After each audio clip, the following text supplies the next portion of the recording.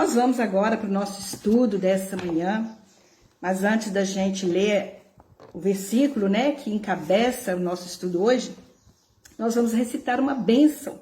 É um costume também, né? Nós abençoarmos a palavra de Deus que já é abençoada. Então nós dizemos assim: Barehu et Adonai hamevorach, Baruch Adonai hamevorah leolam vaed, Baruch Adonai hamevorah leolam vaed, Baruch atah Adonai Eloheinu melech haolam, asher bacha banu mikol ha'amim, venatan lanu et torato, Baruch atah Adonai noten hatorah emem. Louvado seja o eterno nosso Deus, soberano do universo, que nos deste o ensinamento da verdade e assim plantaste em nosso meio a vida eterna. Louvado seja o eterno doador da Torá, da palavra. E hoje nós vamos estudar uma porção que ela se intitula com o nome Bechalá, que significa e enviou. E o texto diz assim, está lá em Êxodo, né, Shemot, capítulo 13, versículo 17, que diz assim: E quando Faraó deixou ir o povo, Deus não os levou pelo caminho da terra dos filisteus, pois era perto, porque Deus disse, para que o povo se arrependa, vendo a guerra e retorne ao Egito. Barehu et Adonai hamevorach, Baruch Adonai hamevorah leolam vaed, Baruch atah Adonai Eloheinu melech haolam, asher natan lanu torat emet, vehaye olam atah betocheinu, Baruch atah Adonai noten hatorah emem. Louvado seja o eterno nosso Deus por todos os atos de bondade que realizaste conosco. Amém? Que nessa manhã o Senhor possa nos abençoar com a sua palavra e que nós sejamos fortalecidos por meio delas. Então, o versículo que nós vamos aplicar hoje, né, o capítulo, a porção que se encontra no capítulo 13, a partir do capítulo 13 do livro de Shemot, que é o livro de Êxodo, aqui fala sobre o momento que o povo de Israel, né, estava saindo do Egito, quando eles partiram do Egito em busca, né, da terra prometida. E o texto diz isso. E quando o Faraó deixou ir o povo, Deus não os levou pelo caminho da terra dos filisteus, pois era perto, porque Deus disse, para que o povo se arrependa, vendo a guerra e retorne ao Egito. O que nós podemos ver aqui? Que o próprio Faraó, ele deixou o povo ir, né, a fim de que eles não voltassem. Mas ele só permitiu que o povo fosse porque o próprio Eterno instigou o coração de Faraó para que ele deixasse livre o povo, né, os hebreus, aqueles que estavam indo embora para a terra prometida. Mas nós sabemos que o coração de Faraó, como nós já falamos na semana passada, ele era um coração duro, um homem que não queria saber de conhecer, né, quem era o verdadeiro Deus. Então nós podemos ver que aqui nesse momento o Eterno, ele faz algo extraordinário. Por quê? Porque o Eterno, ele não trabalha com algo ilegal, vamos dizer assim. Deus não faz nada errado, né? E aqui está dizendo o texto que o próprio Faraó, né, deixou o povo ir, né? Então nós podemos ver que, por que eu estou falando que o Eterno não faz nada que seja ilegal, uma coisa errada, né? Porque o próprio Deus, ele permite, né, que o coração de Faraó desse o consentimento para que o povo partisse. Porque Deus podia tirar eles ali à força, não poderia? Mas não, como eles estavam na terra do Egito. Porque a terra do Egito havia acolhido o povo, né, de Israel, os hebreus. E por mais que eles estavam ali naquele tempo desse novo faraó, que estava liderando o Egito naquele período, que Israel estava debaixo daquele jugo de escravidão, mas o Egito acolheu o povo de Israel, né? Nós sabemos que quando José veio para o Egito, ele trouxe toda a sua família. A Bíblia fala que vieram 70, ou seja, toda a família de Jacó, e o faraó acolheu eles ali. deu para eles casas, deu para eles terras, eles puderam plantar, eles puderam conquistar seu gado, criar suas famílias. Então, o Eterno, ele é gentil. Ele jamais vai fazer como nós, né, que cuspimos no prato que nós comemos muitas vezes. Mas o que o Eterno faz? Ele faz com que o próprio faraó dê o consentimento. Que ele não ia ficar assim, eu tirei vocês aí à força, né? Apesar de que a palavra diz que com mão forte o Senhor os libertou. Mas essa mão forte significa o agir de Deus, sabe? Assim como Deus age nas nossas vidas. Mas aqui nós podemos ver que o Eterno agiu dessa maneira para que aquilo ali não fosse considerado um roubo, algo ilegal, né? Porque o Senhor, ele não é um ladrão, ele não é um mentiroso, ele não pode quebrar a sua própria palavra, né? A sua Torá. Então a Torá, ela é a própria expressão do caráter de Deus. E como que ele iria quebrar a sua própria palavra? Então Deus, ele vai deixando as coisas acontecerem. E com a morte dos primogênitos, o faraó pensou, eu preciso ficar livre desse povo aqui, porque são tantas pragas, esse povo está sendo uma maldição para as nossas vidas. E é verdade, queridos, o povo de Deus, eles trazem juízo sobre os filhos da perdição. Nós estamos nesse mundo aqui, Deus está conosco, mas a nossa presença nessa terra traz juízo sobre este povo que não quer saber das coisas do Senhor, né?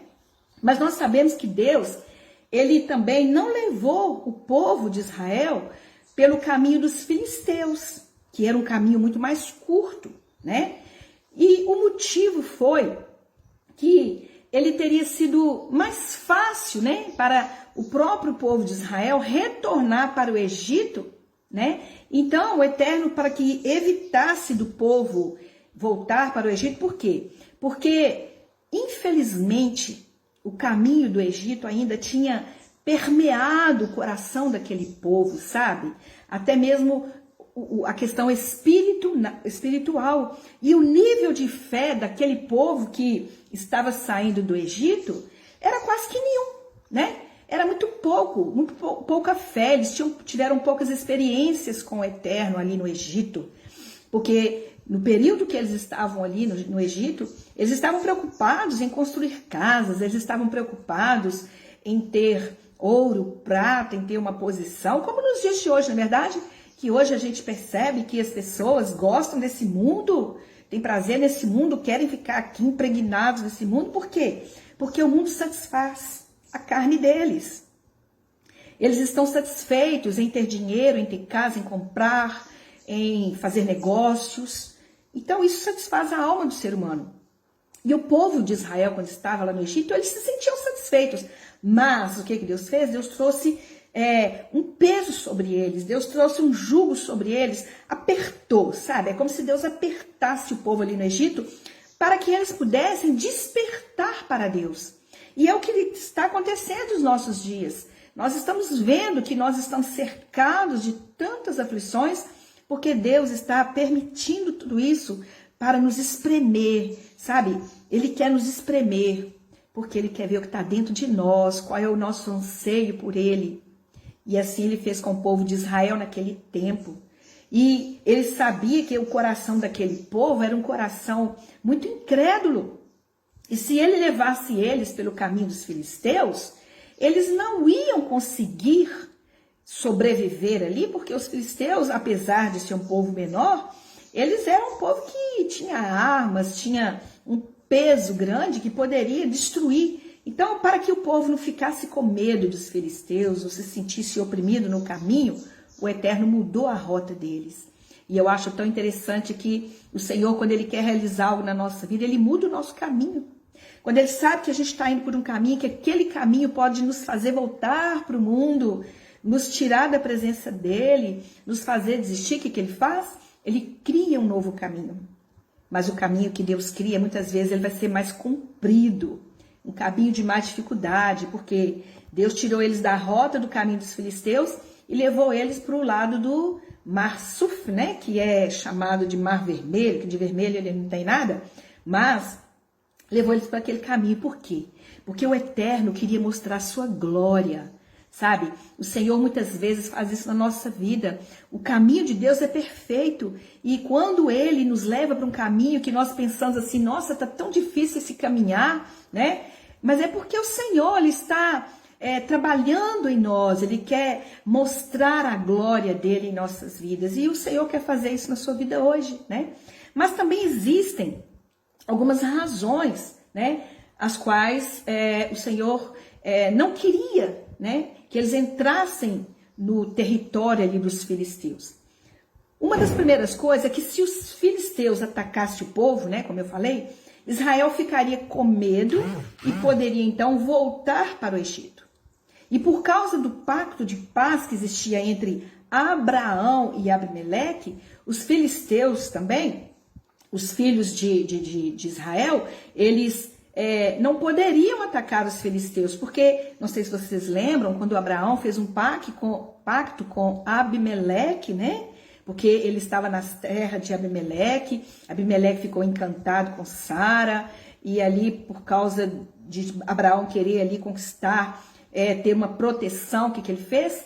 Ele até mentiu, né? Falando que Sara não era sua esposa. Na verdade, Sara realmente era irmã de Abraão, porque o pai de Abraão era o mesmo pai de Sara. Então, realmente eles eram irmãos.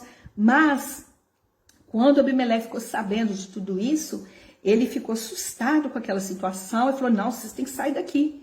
Mas, quando Abraão estava ali, ele fez uma aliança com Abimeleque, porque Abimeleque deu a ele liberdade de sair daquele lugar, de também viver naquele lugar, né? E ele tinha uma aliança. E Abimeleque, ele era, né, um filisteu. Então, o que nós podemos entender? Que o povo de Israel tinha um certo respeito e uma certa resistência em relação aos filisteus.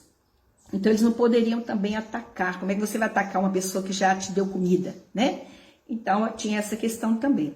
Mas baseado no livro de Crônicas, né, 1 Crônicas, capítulo 7, versículo 20 e 21, existe um Midrash. Midrash é um estudo, né, que fala que uma grande parte da tribo de Efraim, eles deixaram o Egito cedo e foram atacados pelos filisteus, ou seja, eles fugiram, né, do Egito e no meio do caminho eles foram atacados pelos filisteus. E que os seus ossos foram espalhados ao longo do caminho e constitui uma visão, então, horrível para os filhos de Israel, para que eles pudessem perder o ânimo e voltar para o Egito. Então, as palavras que eles dizem quando você vê a guerra, pode ser interpretado dessa forma. Por isso também, os hebreus teriam um certo medo, né, de passar ali pelas terras dos filisteus, mas Deus tinha um propósito em tudo isso. No versículo 18 diz assim, por isso Deus levou o povo ao redor pela estrada do deserto em direção ao Mar Vermelho, e os filhos de Israel subiram armados da terra do Egito. É interessante que o nome hebraico do Mar Vermelho é Yansuf, né? Que significa mar de cana. Mas provavelmente a razão pela qual ele é chamado Mar Vermelho é porque é uma tradução errada da Septuaginta, né? Que veio aqui do hebraico, do inglês, né? Que seria Seir, né? Seirid, que seria mar de cana. Mas parece que mais tarde eles vieram traduzir esse termo, né? E eles entenderam que não significa mar de cana, mas caniço, né? Seria caniço. Então, eles mudaram esse nome. E o Mar Vermelho, ele na verdade não é vermelho. Eu já estive lá no Mar Vermelho, né? E é interessante, por que ele é chamado Mar Vermelho? Porque quando bate o sol naquela água, dá aquele reflexo ali naquelas águas meio azuladas, né?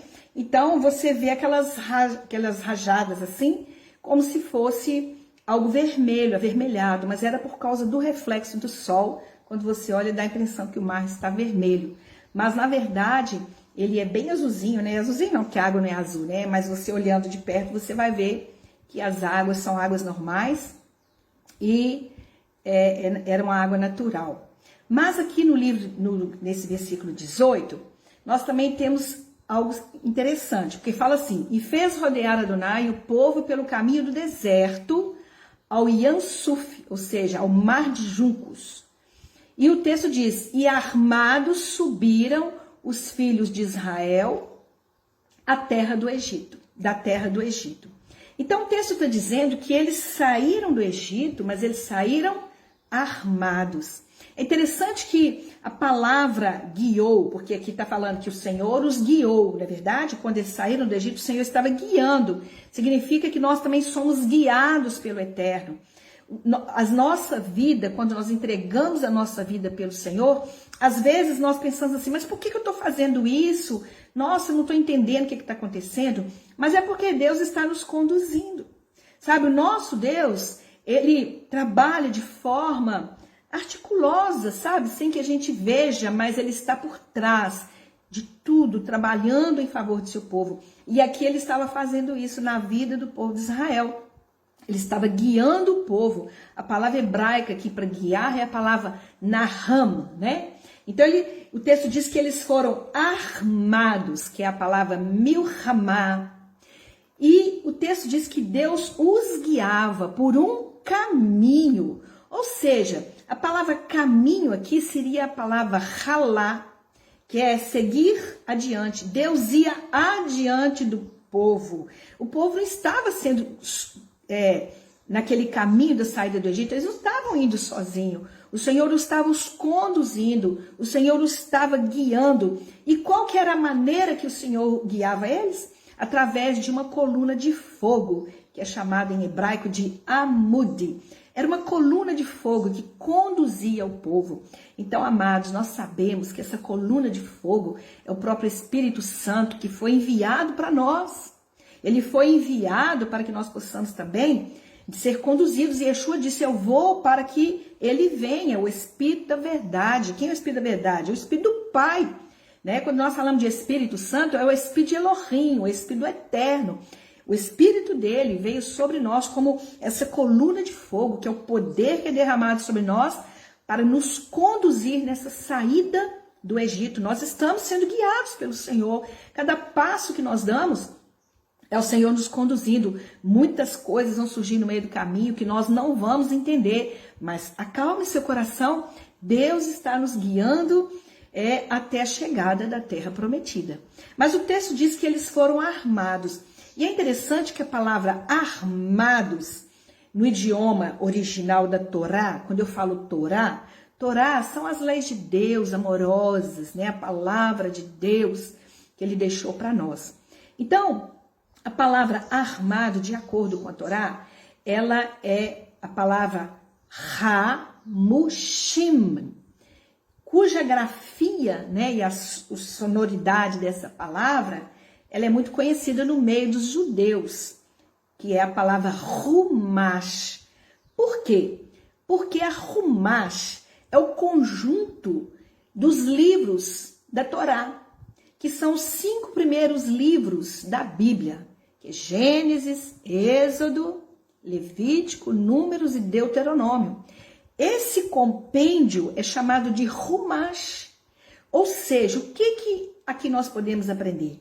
Que esse Humash, né, que nós chamamos de armas, é a palavra de Deus. A palavra de Deus é a arma que nós temos para sairmos do Egito. Porque o povo que estava no Egito, a Bíblia diz que eles saíram armados. As armas ali eram as armas que eles tinham mesmo, armas, né? Mas nós sabemos que a palavra aqui está nos instruindo, que trazendo isso para o nosso lado espiritual, que a nossa saída do Egito, nós também temos que sair armados. Armados com o quê? Com a Torá. Porque a Torá, ela é composta pelos 5 primeiros livros da Bíblia. E esses 5 primeiros livros da Bíblia é a base de todo o resto da história. Se nós não conhecermos a criação é o fundamento da nossa fé.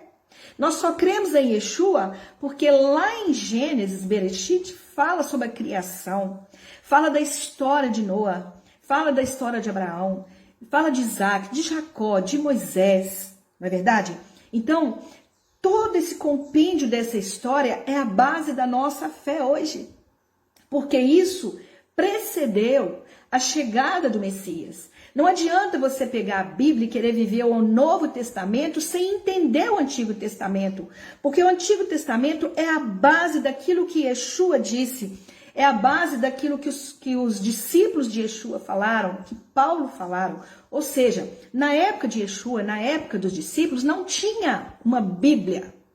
Tinha a Torá, que eram os livros que nós estamos estudando nesses dias, que era, como nós falamos aqui, o compêndio chamado Humash, que é composto por esses 5 primeiros livros. Nós só entendemos Jesus e Yeshua por causa da história passada, que nos indicou que ele viria como Salvador, que nos contou a história, aquilo tudo que antecedeu. Então, a Bíblia, ela é o manual da nossa fé, ela é as armas que nós temos para que nós possamos sermos fortalecidos no caminho, na trajetória que nós estamos percorrendo nessa nossa saída do Egito, né, que é uma promessa de Deus para nós entrarmos na terra prometida e na nova Canaã, né? E é muito maravilhoso, queridos, porque o próprio Novo Testamento, que nós chamamos de Brit Hadashah, ele atesta os livros do passado, porque nós vamos ver Yeshua falando de Moisés, nós vamos ver Paulo falando de Moisés. Então, esses que antecederam, eles vieram precedendo tudo que haveria de vir. Então, nós não temos que jogar fora essa história, nós não temos que jogar fora esses 5 livros, porque eles são a base da história de Deus. É através dessas histórias que nós relatamos é que nós vamos conhecer a mente de Deus, o coração de Deus.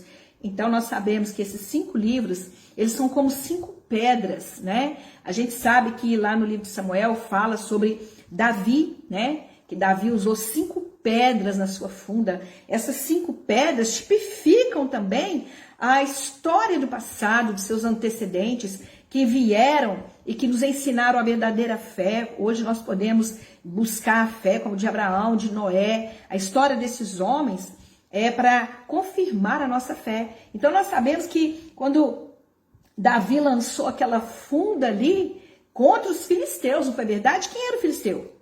Né? Havia um gigante, e nós estamos falando de vencer os filisteus, não é verdade? Então, Davi, ele não foi sozinho, ele levou uma funda com 5 pedras, e essas pedras tipificam a palavra de Deus, esse conjunto de história que fortaleceu ele, porque Davi, ele tinha fé em Deus por causa dos seus antecedentes. Nós sabemos que Davi, ele veio da geração de um acasalamento entre Judá e Tamar, de uma situação até estranha, né? Nós não estamos falando que o caminho de Deus é estranho muitas vezes, né? Então, nós sabemos que Davi veio dessa descendência. E lá na frente, ele, conhecedor da história, ele pôde então usar aquelas 5 pedras, afirmando a palavra que já estava escrita. E aqui nós também podemos entender que o próprio Davi, ele prefigura a pessoa do Mashiach.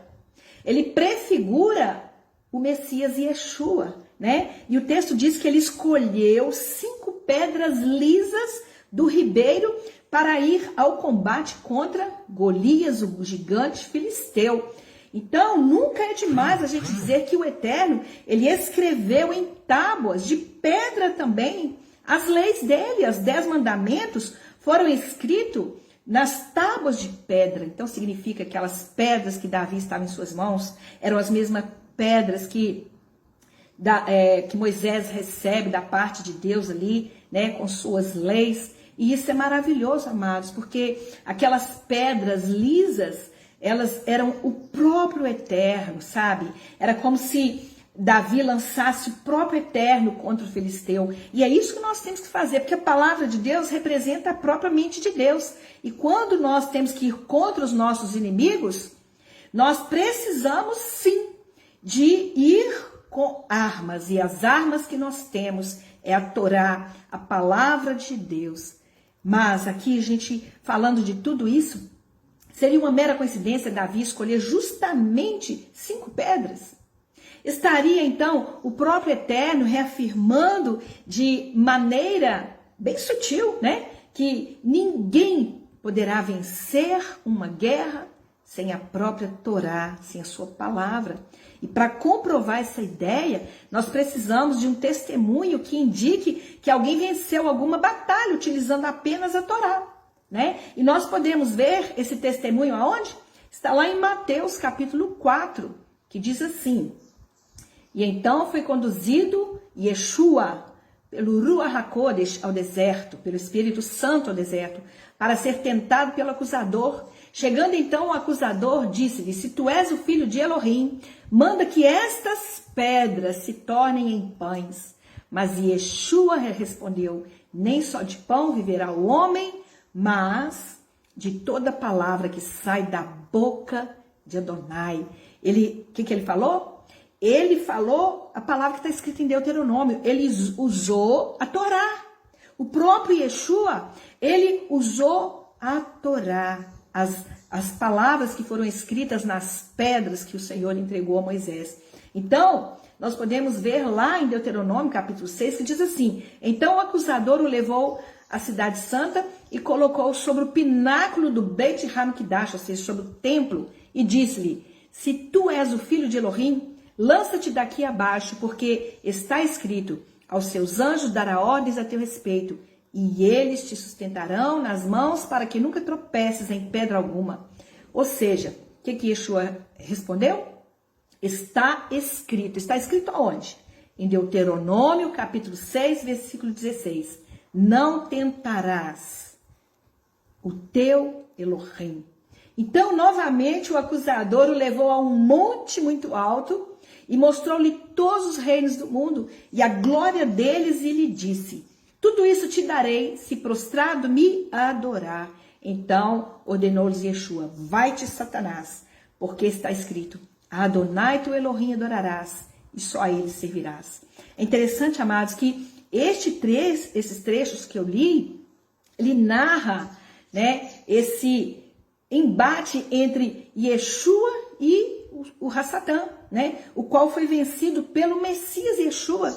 E assim como Davi também derrotou Golias utilizando apenas uma das 5 pedras, Yeshua derrotou Satanás com apenas um dos 5 livros do Rumash. Lembra que eu falei que o Rumash é um compêndio dos 5 livros, primeiros 5 livros?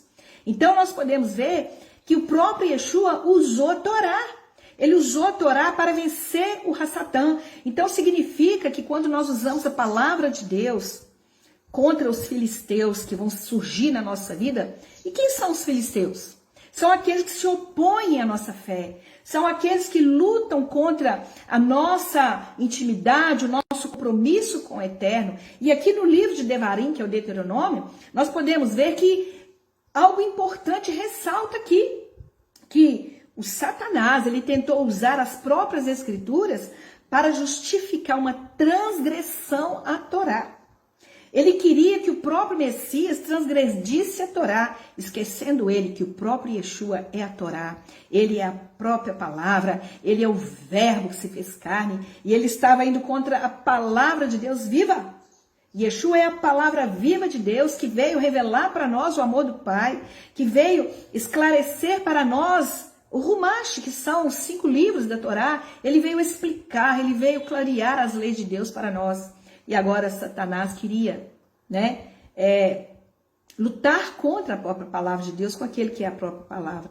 E a mesma coisa, queridos, a gente vê acontecendo nos dias de hoje, porque assim como no meio judaico também existe muitas coisas que são palavras místicas, né, que são sugeridas por alguns rabinos. Nós também vemos no meio evangélico que muitos se baseiam em algumas premissas equivocadas de que a Torá foi abolida, né, que a palavra de Deus hoje a gente só segue o Novo Testamento. Não, nós vamos encontrar Yeshua em toda a palavra. Nós vamos encontrar Yeshua lá no Jardim do Éden. E para nós vencermos a batalha contra Hassatã, nesses últimos dias que nós estamos vivendo, nós precisamos usar as mesmas frases de Yeshua, de Paulo, dos discípulos. E eles profetizaram a palavra, a Torá. Eles falaram da lei. Yeshua disse, a lei é boa. Yeshua disse, aquele que guardar e ensinar os mandamentos será considerado grande no reino dos céus. Mas aquele que não ensinar e não guardar será considerado pequeno. Significa que quando nós usamos a Torá, guardamos as leis de Deus, nós estamos guardados no Senhor, porque a palavra de Deus é como essa pedra que Davi lançou, é como a palavra que Yeshua lançou contra as trevas, e é a arma que nós precisamos hoje. Assim como os judeus, eles precisam conhecer Yeshua. Eu acredito, queridos, que muitos cristãos precisam conhecer a Torá. Eles têm o Messias, mas precisam conhecer a palavra do Messias, revelada pelo próprio Yeshua, não como uma historinha, mas uma palavra vivida, algo que a gente traz à realidade. E nós só vamos vencer as batalhas se nós realmente lembrarmos e cumprirmos da Santa Torá, seguindo o próprio exemplo de Yeshua, que foi o ungido de Deus, né?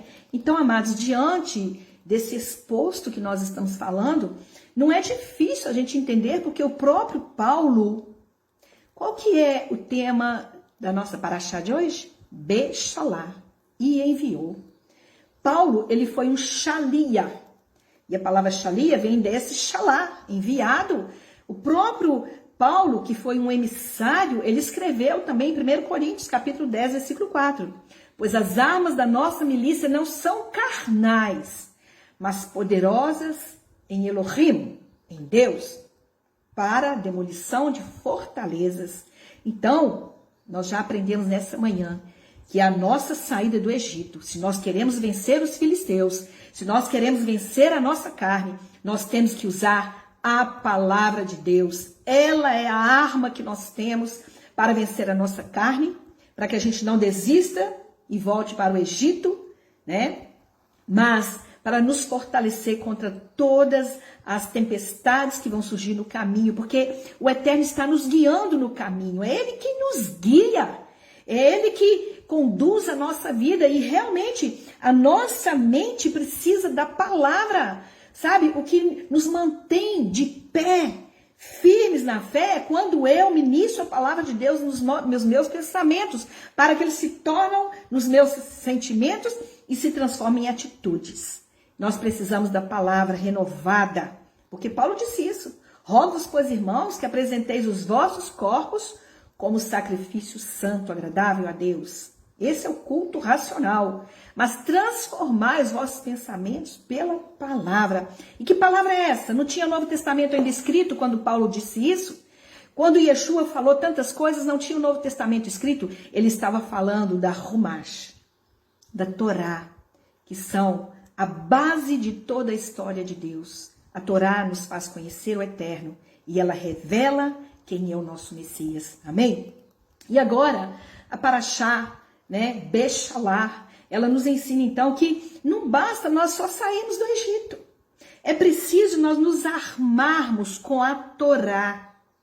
Se nós quisermos vencer as batalhas, né, e os inimigos que vão nos espreitar à beira do caminho. Porque hoje nós estamos vendo um povo fraco? Por que hoje nós estamos vendo pessoas vacilando na sua fé? Queridos, eu lido com muita gente, mas eu vejo muitas pessoas fraquejando no caminho. Elas não conseguem entender o caminhar de Deus, sabe? Deus tem um caminho, Ele tem uma rota para nós. A rota que Ele tinha para que o povo chegasse em Canaã não podia ser o caminho dos filisteus, mas Ele criou uma outra rota, que era o caminho do mar, mas Ele tinha um propósito nisso. Deus quer revelar o milagre dEle em nossas vidas. Deus quer fazer coisas grandes, e ainda que eu morra, queridos, viverei, porque o Senhor é maravilhoso, Ele tem o conhecimento do início e do fim de todas as coisas. Então, nós temos que adequar a vontade de Deus para nós nos sentirmos satisfeitos dentro desse caminho. E no versículo 19 diz assim: E Moisés levou consigo os ossos de José, pois ele havia jurado solenemente os filhos de Israel, dizendo: Certamente Deus nos visitará, e então você deve trazer os meus ossos com você. Ou seja, José foi enterrado no Egito, né? Da mesma maneira que Jacó pediu também que levasse os ossos dele para a terra de Canaã. Mas, queridos, os ossos eram tão importantes assim? Sim e não. Mas o que nós podemos entender com esse pedido, né, de Moisés diante de Faraó, de levar os ossos de José juntamente com ele? Porque o importante, querido, é nós cumprirmos os juramentos. José pediu que os seus descendentes, quando eles saíssem, porque ele cria na promessa, José acreditava na promessa de que eles seriam levados para a terra de Canaã. E ele pediu, olha, quando vocês forem, não esqueçam de levar os meus ossos. Eu não quero ser enterrado no Egito. Eu quero ser levado para a terra prometida. Por isso, queridos, que na ressurreição, os nossos corpos, eles serão levados dessa terra. Sabe, nós vamos ganhar uma nova carne, um novo corpo, seremos transformados, né, para aqueles que morreram. Nós vamos ficar enfiados nessa terra, não, porque o juízo de Deus vai vir sobre a terra vai ser revolvida, sabe, porque a palavra diz, haverá novos céus e nova terra, e o Senhor, ele vai recolher todos aqueles que deixaram seus corpos enterrados nessa terra. Então isso já nos mostra, sabe, sobre a ressurreição do futuro, que nós não ficaremos quando o Senhor nos chamar para ir. É hora de partir, né? Toque o chofar, é hora de partir. Os corpos se levantarão, queridos. Os ossos ganharão vida.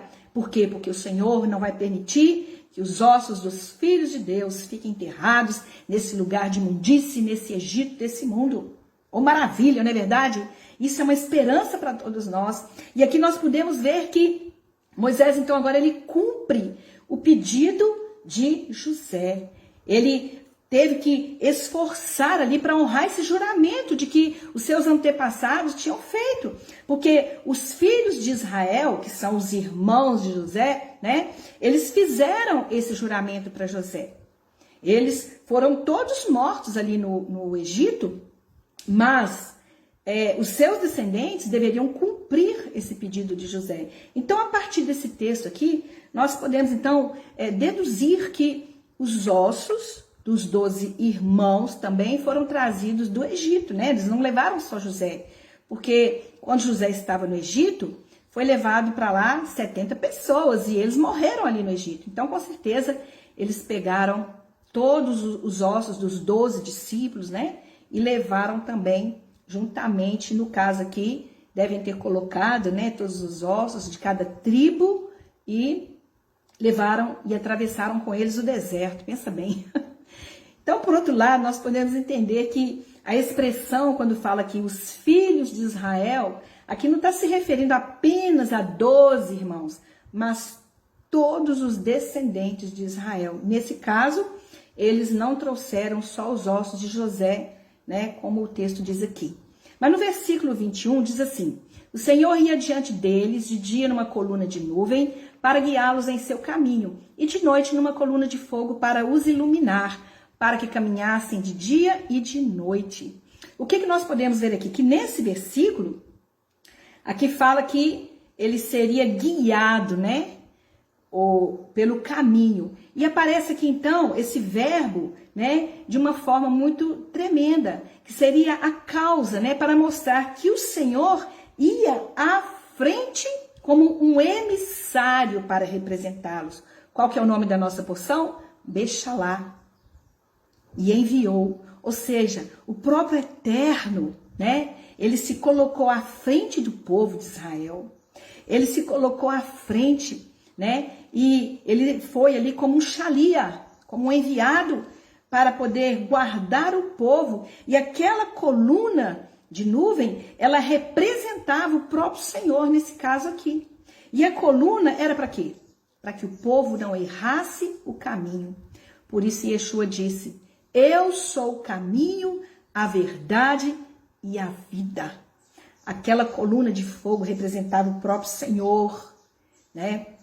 Porque ele estava ali para conduzir o povo. Eles viam a nuvem, eles sabiam, é por esse caminho aqui que nós temos que passar.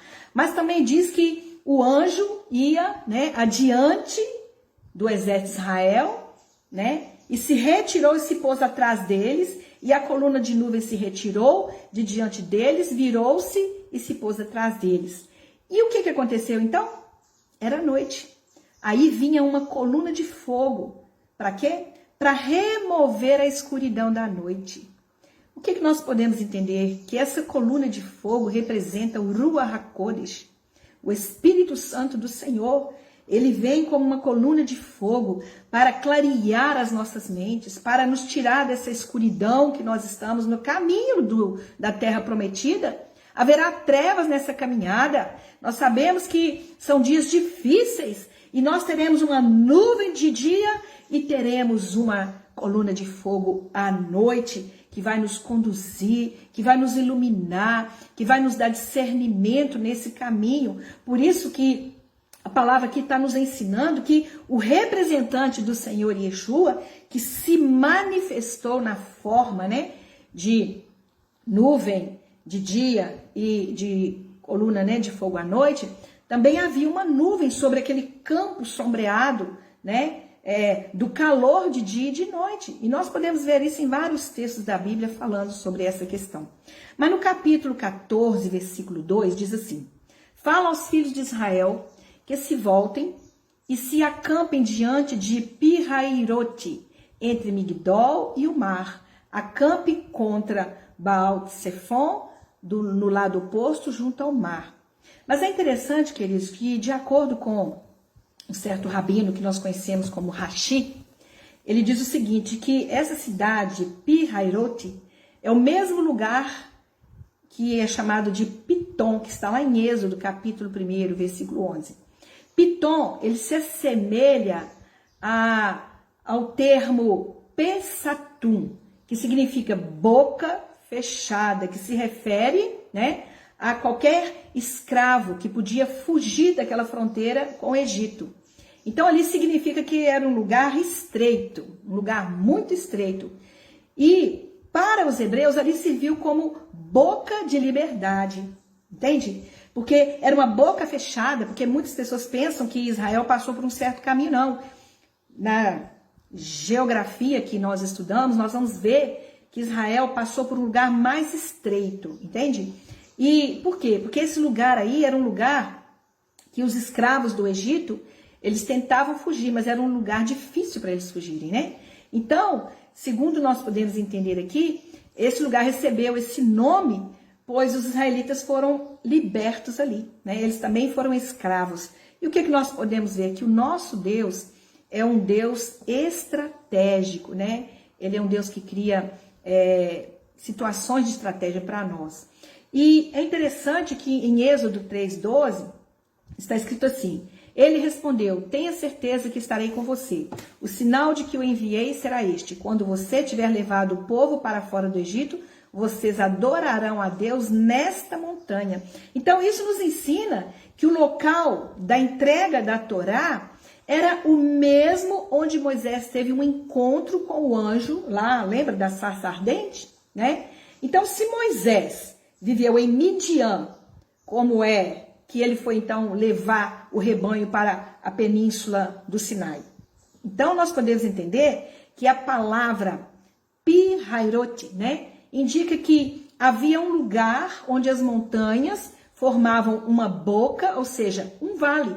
E isso nos ensina que o lugar da passagem tinha que ter sido onde havia montes, né, e alguns rochedos também, e que leva então a gente a pensar que eles estavam indo pelo Golfo, né, de Aqaba, que é o nome, né, do Golfo de Suez.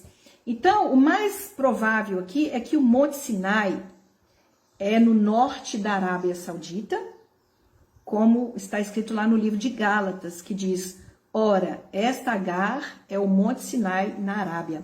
Então, nós podemos entender que esse Monte Sinai que as pessoas visitam hoje lá no Egito, ele é falso. Ele não é o monte que realmente a Bíblia indica, né? E de acordo aqui com Paulo, né? Ele diz lá em Gálatas, aqui também diz o seguinte, que o Monte Sinai, ele está na Arábia e não na península do Sinai. Então, ele próprio estava lá no tempo e provavelmente ele tinha visitado também este lugar. Então, agora, há uma distância entre o Goshen, no Egito, e o Golfo de Aqaba. E era mais ou menos cerca de 350 quilômetros. E isso nos sugere que surge então essa questão, né? Como é que foi possível que os filhos de Israel foram capazes de chegar lá assim de forma tão rápida, não é verdade? Então, o que nós podemos entender? Que o texto da Torá, ela não diz quanto tempo eles levaram para chegar no mar. Mas a gente entende que a travessia, ela é feita 7 dias após a partida deles, né? Que foi no dia 21 do primeiro mês, porque nós falamos de semana passada, a data, né, do mês de Nissan. E se assim for, então, coincidiria com o último feriado da festa dos pães asmos. E outros colocam que a travessia do mar seria mais ou menos dia 17 do primeiro mês, no terceiro dia após a partida. No entanto, queridos, a Torá, ela não fala, né, de uma maneira assim concreta, né, sobre algo que aconteceu a partir do dia 15, porque nós sabemos que o Pêssego é celebrado no 14 dia do mês de Abib, né? Mas a possibilidade de que a travessia foi no Golfo de Aqaba, isso aí nós temos quase que certeza por causa da palavra, né? Mas no capítulo 14, versículo 5, diz assim: quando ele foi anunciado ao rei do Egito que o povo fugia, o faraó e seus servos mudaram sua atitude para com o povo e disse: que é isso que fizeste? Temos permitido ir Israel servindo-nos?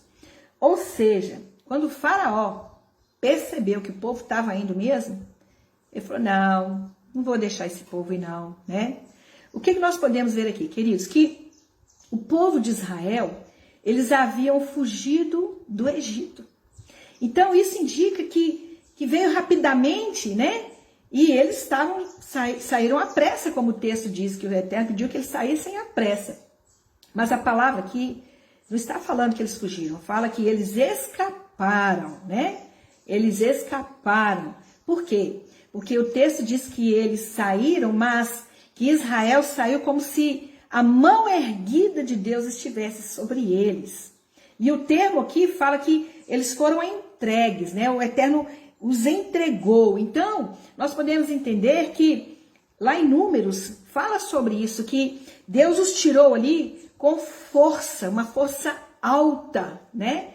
E que o povo de Israel também, eles saíram com essa força. E que força é essa? Com uma determinação de não voltar ao Egito. Foi com essa força que eles alcançaram o mar. Queridos, assim é a nossa vida, não é verdade? Ao primeiro impasse, quando Deus fala algo para nós, traz uma novidade de vida, nós encontramos uma força, né? Vamos fazer, vamos acontecer. Mas a primeira dificuldade que surge no caminho, a gente desanima. Mas aqui, a princípio, o povo saiu animado. Vamos para uma nova vida, vamos começar algo novo, vamos para a terra prometida. E eles criaram ânimo, por isso eles tiveram condição de chegar ali naquele local. Mas, quando eles chegaram lá e viram o mar, eles já começaram a murmurar. E é assim que acontece, né? Deus nos dá aqueles planos, aqueles sonhos para fazer a obra dele. Vamos fazer, vamos planejar, vamos fazer assim e tal. Aí, de repente, começa a surgir algumas dificuldades. Um mar aparece na nossa frente. E a gente começa a questionar, murmurar. E já começa a perguntar se era para a gente fazer aquilo mesmo. Mas, como eu disse no início dessa porção, Deus estava guiando o povo. Deixe ser guiado pelo Senhor, sabe? Não importa as dificuldades do caminho, não. Se Deus falar, é por aqui, vá. Porque, com certeza, Ele te dará livramento no meio dessa caminhada. No versículo 13 e 14 diz assim: mas Moisés disse ao povo: não temais, fique parado e veja o livramento do Senhor, que Ele vai fazer por vocês hoje. Para os egípcios que você vê hoje, nem nunca se voltará para o Senhor. Ele vai lutar por vocês, enquanto vocês ficarem em silêncio. O Senhor pediu que eles se calassem diante daquela situação. Às vezes, queridos, nós estamos indo com muito ímpeto, muita vontade, né, determinados em fazer algo, mas ao surgir a dificuldade, a gente começa a murmurar, não é verdade? Mas é hora da gente calar. Sabe por quê? porque é nesse momento que Deus quer mostrar a sua glória.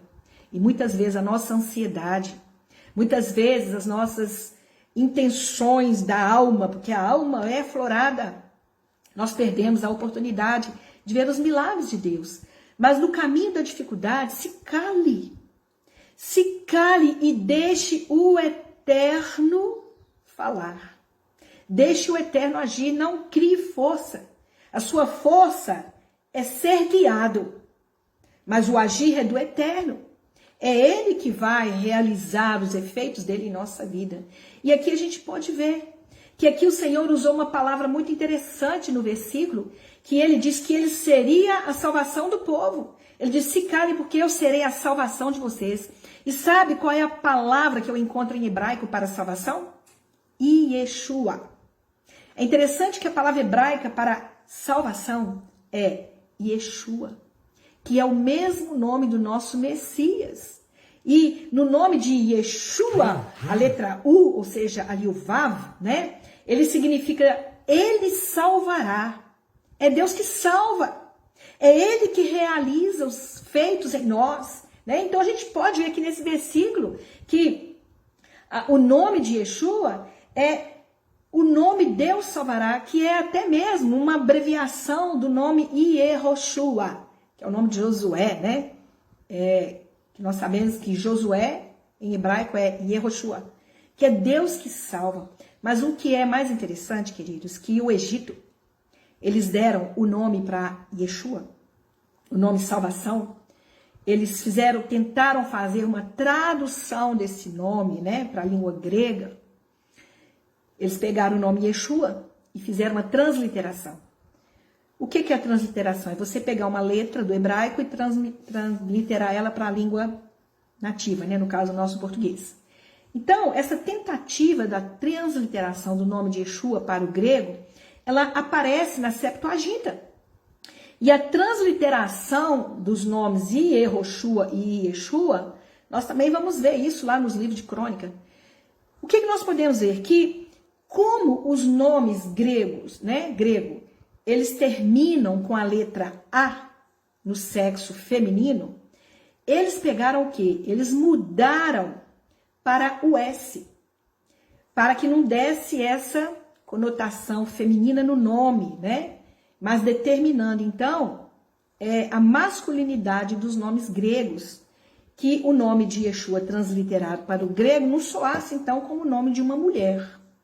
Então, o nome Iesus é a transliteração do nome Yeshua para o grego romano. Alguns falam Jesus. Jesus, na verdade, é um J que foi colocado no lugar do Yud, né? Mas o J no hebraico não existe, né? Então teria que ser Iesus. O certo da transliteração seria Iesus. Mas no capítulo 14, versículo 22, diz assim: e os filhos de Israel entraram pelo meio do mar em terra seca, e as águas formaram um muro à sua direita e à esquerda. Olha que interessante. Eles estavam ali agora cruzando aquele mar. E esse momento desse cruzamento do mar ali tipifica, queridos, como se fosse um cruzamento do mar visto como se fosse uma tevilá. O que é tevilá? É um ritual, né, de batismo. Quando as pessoas que creem em Yeshua, né, eles são imersos dentro de um mikvê, um tanque de batismo. E aquele mar ali que se abre, então, ele tipifica, né, esse tanque de batismo que o povo hebreu passou. É como se eles estivessem ali passando por esse ritual, né, simbólico, como se eles estivessem cumprindo aquilo que a palavra diz, morrendo para a velha natureza, né, e agora subindo para uma nova vida. E neste caso aqui, então, os filhos de Israel, eles morreram da dependência do Egito e de Faraó, né? Para agora renascer para a dependência de Deus. Então, eles deixaram o Egito, né? Eles passaram de um proprietário para outro, né? Que é o nosso Senhor, né? Agora nós somos comandados pelo nosso Deus. Mas lá em 1 Coríntios diz assim: Porque eu não quero que ignoreis, irmãos, que nossos pais estiveram todos debaixo da nuvem e todos passaram pelo mar.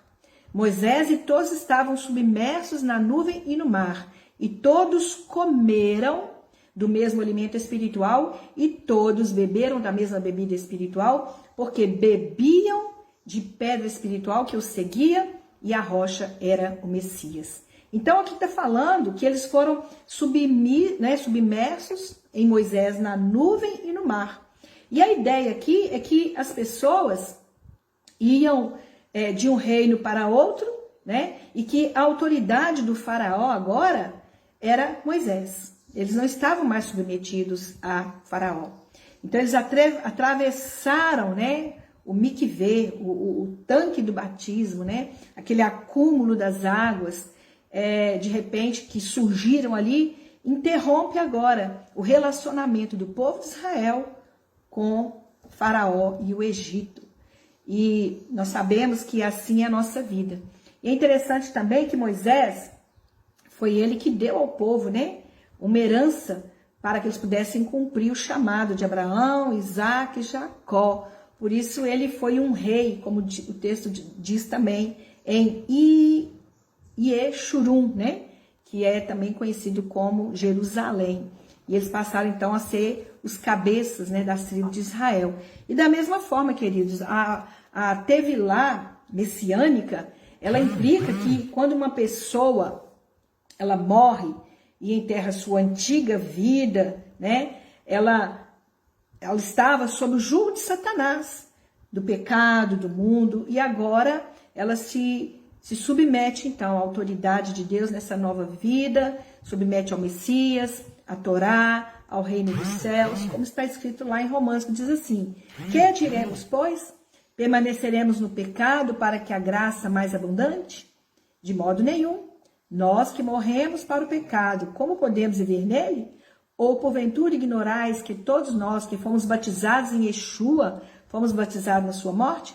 Portanto, fomos sepultados com ele na morte pelo batismo, para que, como o Messias foi ressuscitado dentre os mortos pela glória do Pai, assim andemos nós também em novidade de vida. Porque se fomos unidos com ele na semelhança de sua morte, certamente o seremos também na semelhança de sua ressurreição, sabendo isto, que o nosso homem velho foi crucificado com ele, para que o corpo do pecado seja desfeito, para deixar de ser escravos do pecado, porque aquele que está morto está justificado no pecado.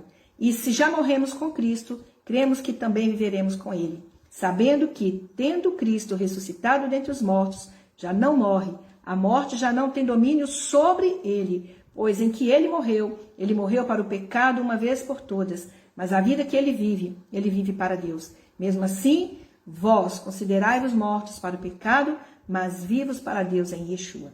Amém?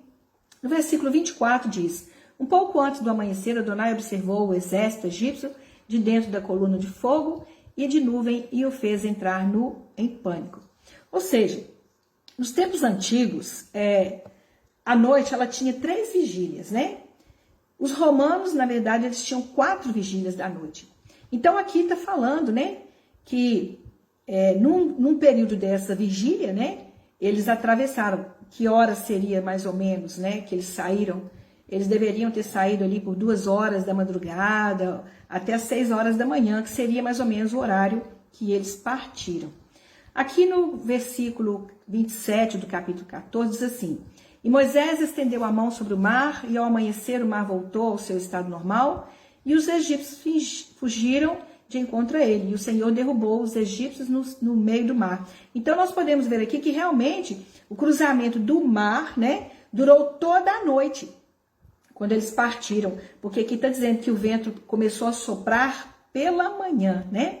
No versículo 28 diz: e as águas voltaram e cobriram os carros e os cavaleiros, todo o exército de Faraó, que os haviam seguido no mar, não ficou um deles. Então a gente pode entender que o mar também simboliza, né, a segunda morte, né, e o lago que significa o lago de fogo, que está escrito lá em Apocalipse, porque lá diz assim: e deu o mar os mortos que nele havia, e a morte e o inferno deram os mortos que neles havia, e foram julgados cada um segundo as suas obras, e a morte e o inferno foram lançados para dentro do lago de fogo. Esta é a segunda morte, o lago de fogo. E aquele que não foi achado escrito no livro da vida foi lançado no lago de fogo. No versículo 29 diz: e os filhos de Israel passaram em seco no mar, e as águas foram um muro à sua direita e à esquerda. Então esse evento aqui, amadas, foi uma obra muito importante também, né, na fé da história de Israel, né, porque nós podemos ver isso escrito em Hebreus, que diz assim: pela fé os israelitas atravessaram o mar vermelho, como por terra seca, e quando os egípcios tentaram, eles se afogaram. Então nós podemos ver que a palavra de Deus, ela é fiel. No versículo 31 fala: quando Israel viu o grande poder que o Senhor havia usado contra os egípcios, o povo temeu o Senhor e acreditou em Deus e em Moisés, o seu servo. Então, aqueles que temeram o Senhor e que creram nele, né, é que foram entregues, né, a submeter a essa liderança de Moisés e agora a se colocar na posição de servos do reino. Então, amados, o que nós podemos entender é que se nós aceitamos Yeshua, nós temos que nos submeter, né, aos ensinamentos dele, ao reinado dele e confiar nas suas palavras, porque é isso aqui que está nos ensinando. E isso vai trazer para nós um resultado prático da nossa entrega, né, quando nós nos colocamos submissos à liderança de Yeshua sobre a nossa vida.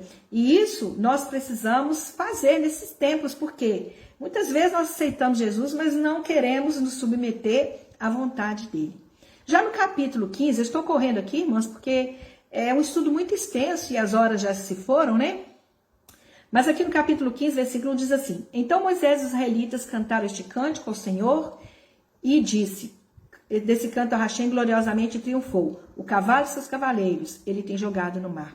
O que aconteceu? Quando Moisés ele viu tudo aquilo que aconteceu, o mar se abriu, o povo atravessou, as águas voltaram, o faraó foi, né, derrotado ali com aquelas águas que engoliram, né, aqueles soldados, seus cavalos.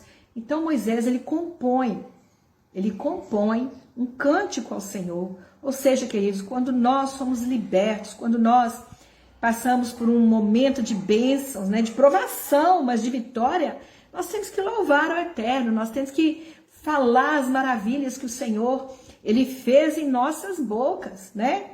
E é tão maravilhoso isso, porque quando o Senhor ele traz uma bênção para nós, nós temos motivos de glorificar e exaltar o nome dele. E aqui diz que Moisés cantou ao Senhor e não aos homens. Ele não falou para o povo, ele falou para o Eterno, ele cantou ao Eterno. E esse deve ser o nosso verdadeiro louvor, sempre direcionado ao Eterno, porque o Senhor ele agrada disso, né? E aqui está escrito que ele cantou, ou seja, está falando de uma forma futura.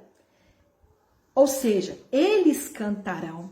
Quando o verbo ele aparece nessa forma aqui, queridos, é porque ele pode ser compreendido de três maneiras. Por que Moisés cantou, né? Isso está falando de algo que há de vir. Aqui está falando de uma intenção do coração, né? Ele cantou com a intenção do coração, aquilo que ele expressava diante do Eterno ali, que ele transformou aquilo ali num momento de louvor. Mas também, esse verbo cantou, ele nos faz entender que era um presente contínuo, que ele deveria fazer ao Eterno, que ele deveria ter um louvor diário a Deus, não é só cantar naquela hora, ele cantou, é como se fosse algo eterno, era algo que ele deveria fazer todos os dias, e é uma atitude nossa. Nós sabemos que no caminho que Deus está nos guiando, sabe, Deus me fala nessa paraxá isso, Deus está nos guiando, e nesse caminho nós temos que ter um louvor nos momentos de gratidão, nós temos que ter um louvor diário, mas também alguma coisa que vai ser feita no futuro, né? Porque aqui nós podemos entender que a Bíblia fala que haverá uma ressurreição, né? Então isso fala de um louvor de esperança, sabe? De uma esperança. Então nosso louvor ele tem que ser para sempre. E nesse caso aqui, nós temos que entender que o cântico de Moisés foi um presente contínuo, porque as suas palavras são cantadas por nós hoje, né? E o mais interessante aqui é que o cântico de Moisés, ela será cantada exaltada em relação à redenção final, que nós sabemos que está escrito lá em Apocalipse. Então se ouvirá a canção de Moisés, o servo de Deus, e a canção do Cordeiro, dizendo: grandes, grandes são tuas obras, Senhor, Deus poderoso. E aí vai. Mas essa canção, ela nos ensina 3 coisas principais. A primeira, Moisés, ele expressa a grandeza de Deus. Nós precisamos expressar a grandeza de Deus. Ele também expressa a liberação dos egípcios, ou seja, eles foram livres daqueles, do jugo do Egito, do faraó. Mas essa canção também fala a futura entrada na terra prometida, como uma alusão ao reino messiânico. Então, quando Moisés cantou essas palavras, ele estava expressando tudo isso. Mas é mais interessante ainda, queridos, que ele fala no versículo 2, minha força e meu canto é o Senhor, e se tornou a minha salvação. Este é o meu Deus, e honrá-lo, o Deus de meu pai, e eu o exaltarei. É interessante que a palavra hebraica aqui para homenageá-lo é ve'anverhu, que significa eu gosto de enfeitar, de embelezar, né? E vem da mesma raiz da palavra navá, que significa descanso.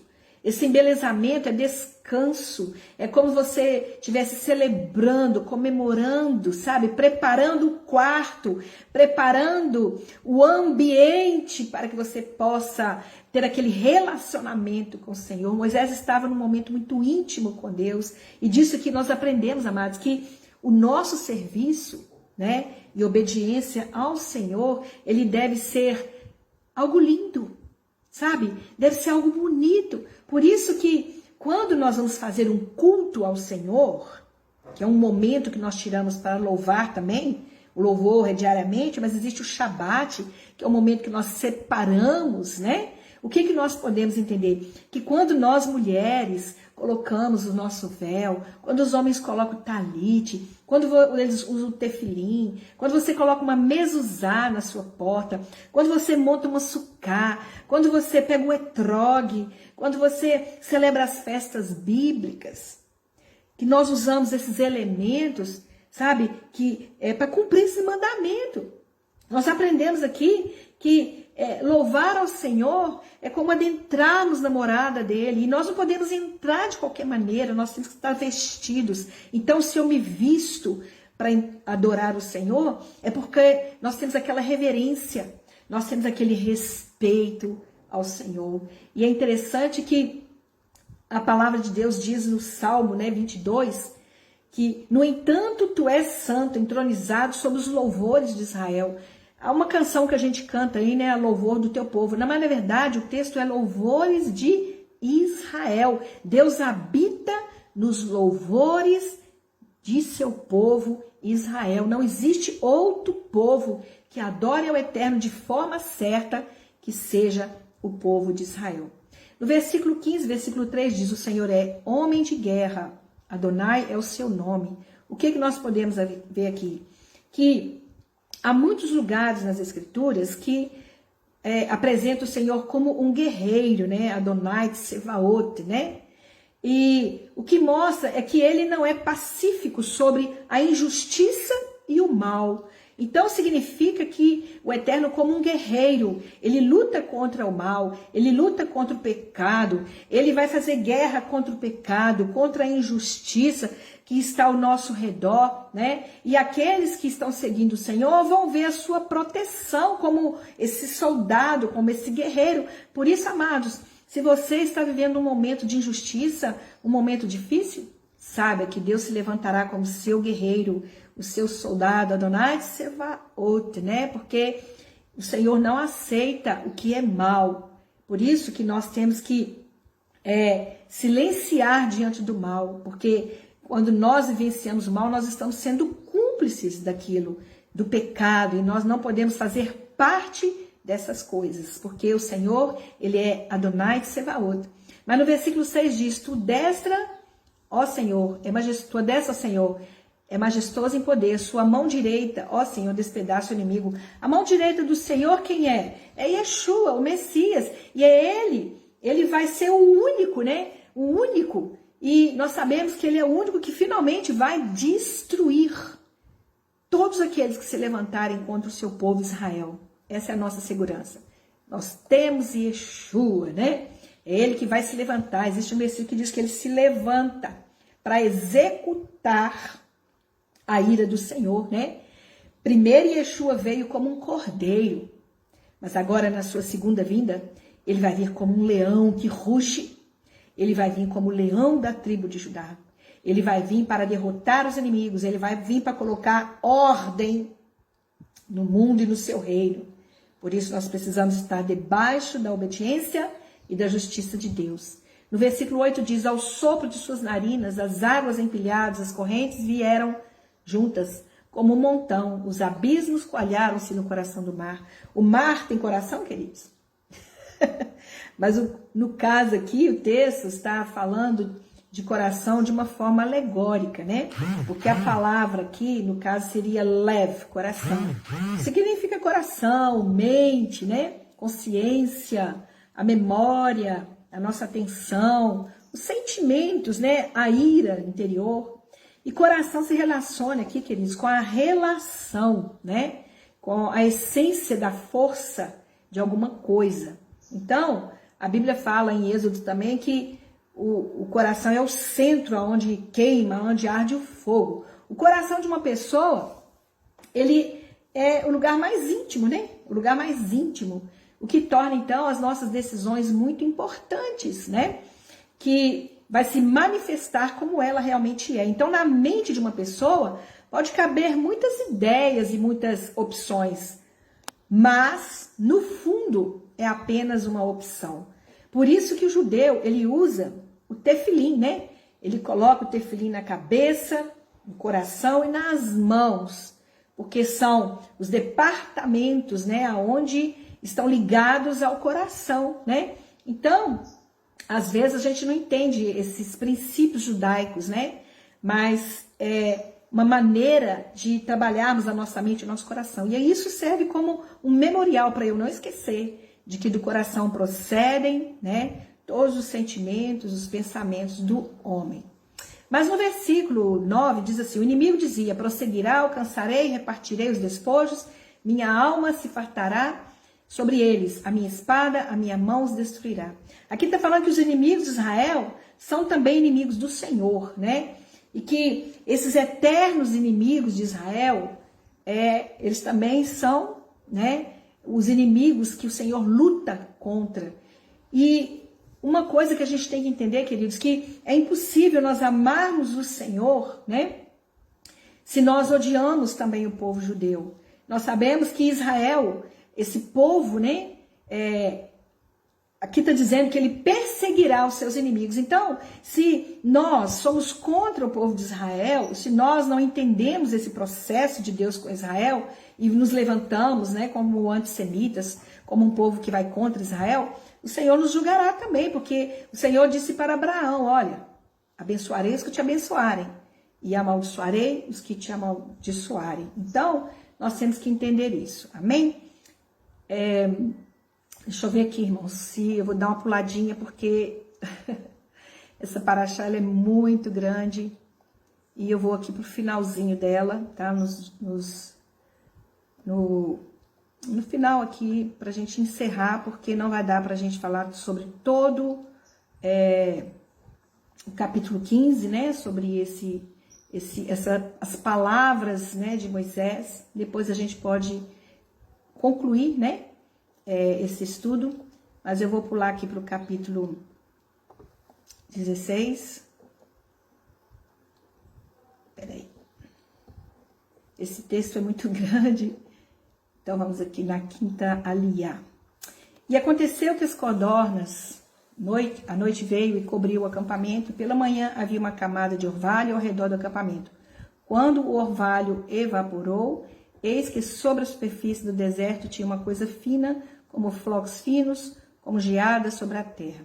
Irmãos, é tão interessante que os filhos de Israel, eles atravessaram, né? Deus guiou eles pelo mar, mas eles passaram por Mara, eles chegaram em Elim. E aqui está falando de que Deus, ele providenciou no caminho de Israel tudo aquilo que eles precisavam. Mas, quando eles viram tudo aquilo, eles perguntaram, o que é isso, né? O que o Senhor quer nos mostrar com isso? Porque eles não sabiam o que era, né? Então, eles viram as codornas que vieram com carne, eles viram o maná. E nós sabemos que a palavra maná significa o que é isso. Por quê? Porque quando eles viram aquele maná, eles perguntaram o que é isso. Mas o que nós podemos entender? Que a palavra maná, ela traduzida, né, para a nossa língua aqui,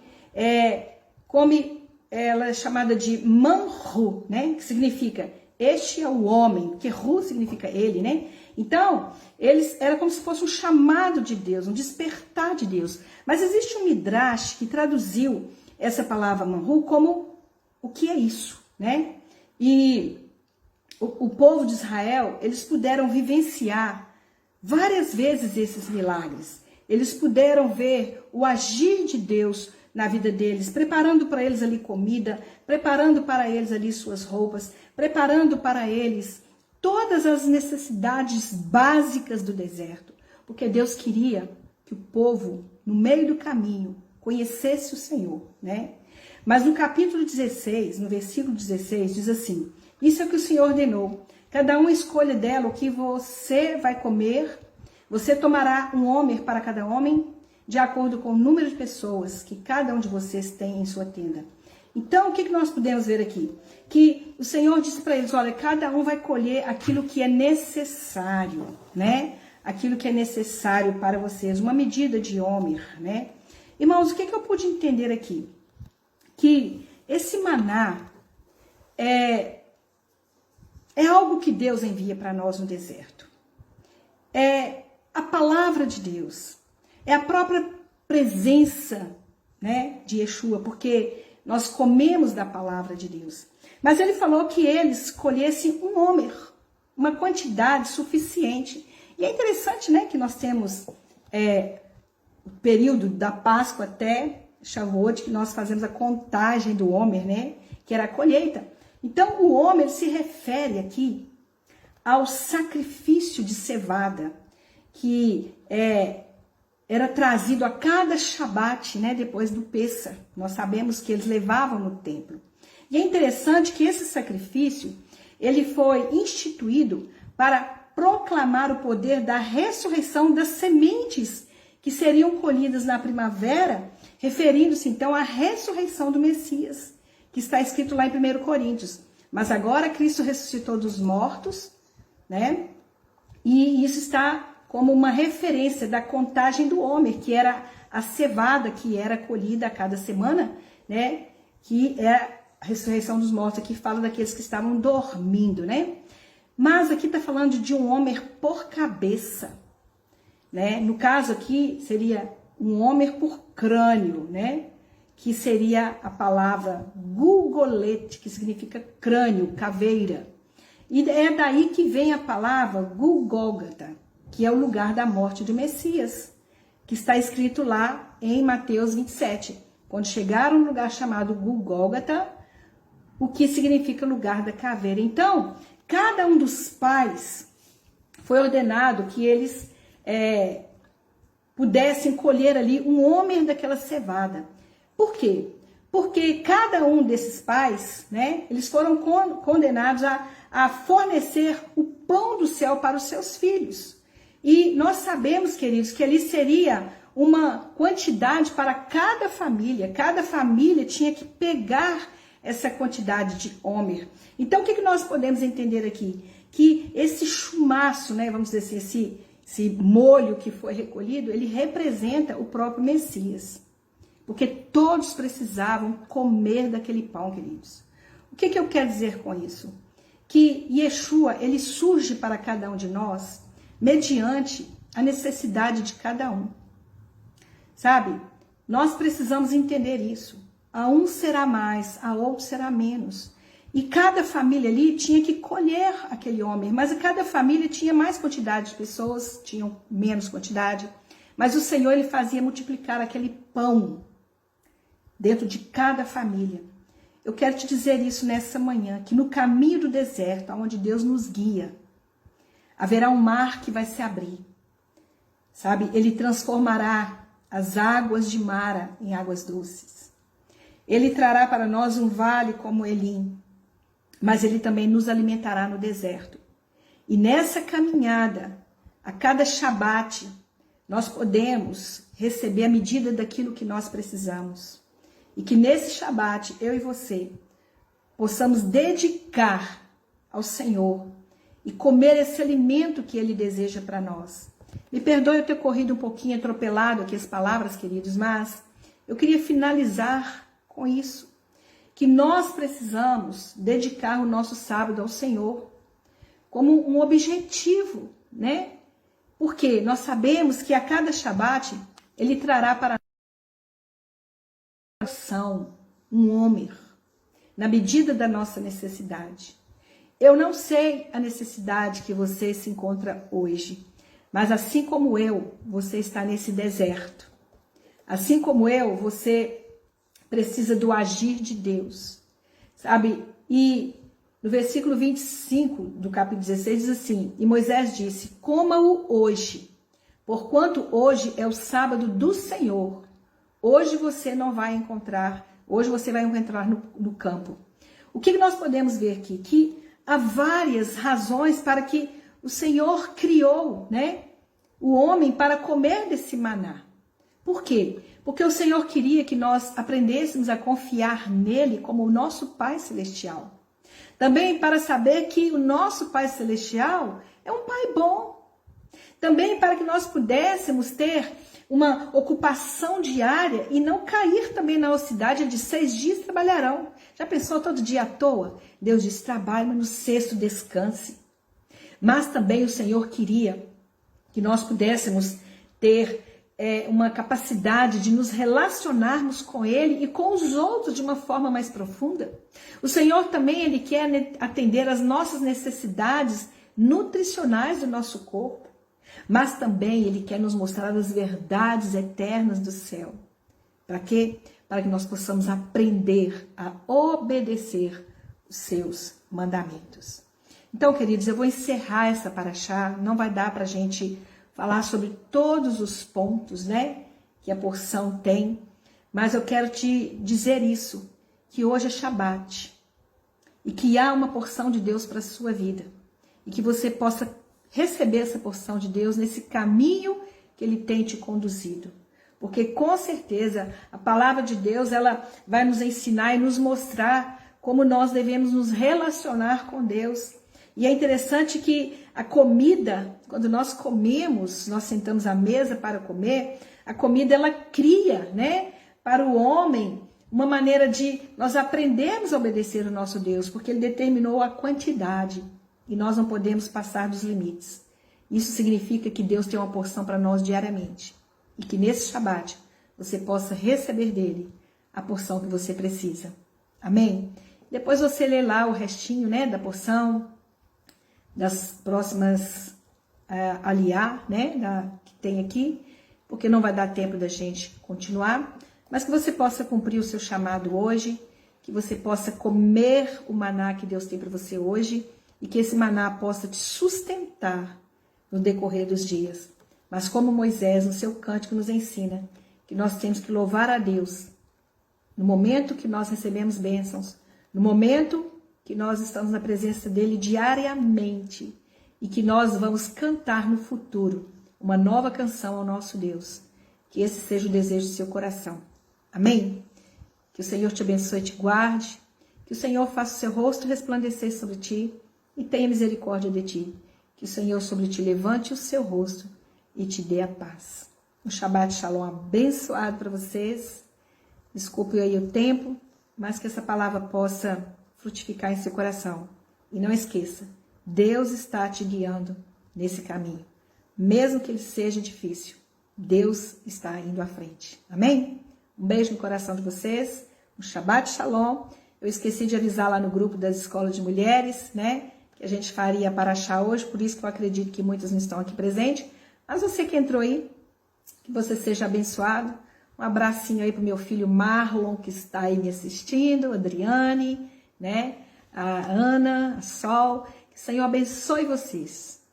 Um beijo em seus corações. Shabbat Shalom, Shalom, Shalom.